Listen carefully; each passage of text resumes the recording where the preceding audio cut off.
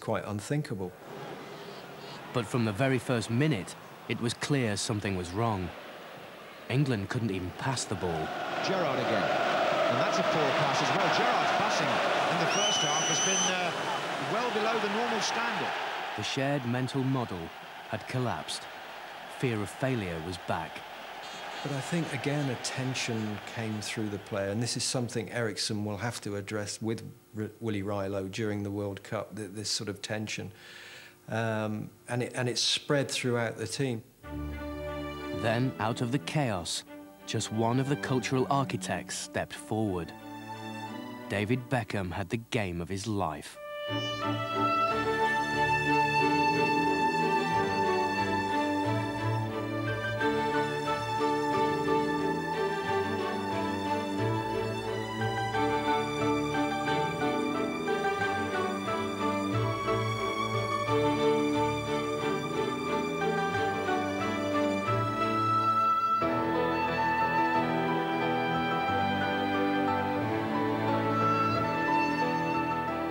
David Beckham, you know, seized the game by its bootstraps and said, you know, I'm not going to let us, you know, go out of the World Cup here. You're all going to follow me. And he was everywhere, and he just dragged the team with him. It was the most amazing thing to watch. A lot has been said about David Beckham's performance that day, but the strength of character he showed to keep going was huge. The self-belief, the determination was really, really admirable. Well, you would never have surely anticipated this. Oh, he got a free kick out of that. Oh, that was a bit harsh again. In the end, England needed to score one goal to qualify. Again, it all came down to Beckham. It's a free kick 25 yards out in what is probably the penultimate minute of the game. In the 93rd minute of play, he had the chance to secure England's place in the World Cup finals, single-handedly. Beckham to take. The 93rd minute at Old Trafford. Beckham! Yes! He's done it! David Beckham! Fantastic! It's 2-2, and England may still be going to the World Cup automatically. It's a fantastic ending to a very, very poor performance. One man's mental strength had taken England through to the World Cup finals.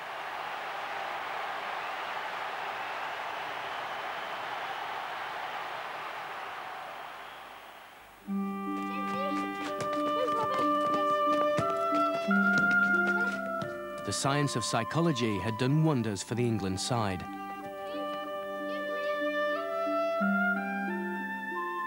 But the Greece game showed the progress was very fragile. For England to succeed in Japan, they have to find a surefire way to prevent fear of failure creeping back in.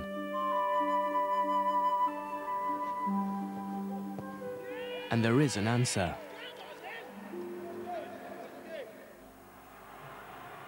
It lies in what was happening inside David Beckham's brain at the very moment he took that free kick.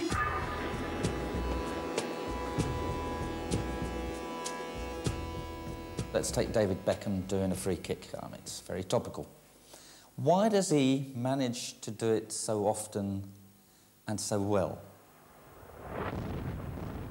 I think it was that advertisement for one of those footballs which showed his secret, where he kept kicking the ball into a hoop from all sorts of areas.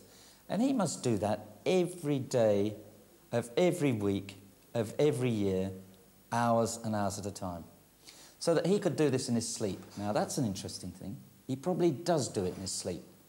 Because the other interesting thing is that you can practice in the mind.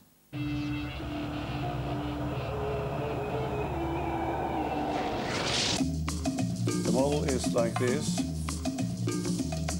Here we put the situation to be trained. Practicing in the mind, or visualization, is what Professor Rilo believes could be the key to preventing fear of failure from reasserting itself. You can sit back home in your sofa and visualize the situation and have results. To top-level players, it's very important to visualize. On top of doing this even in practice on the pitch, So I'm doing the combination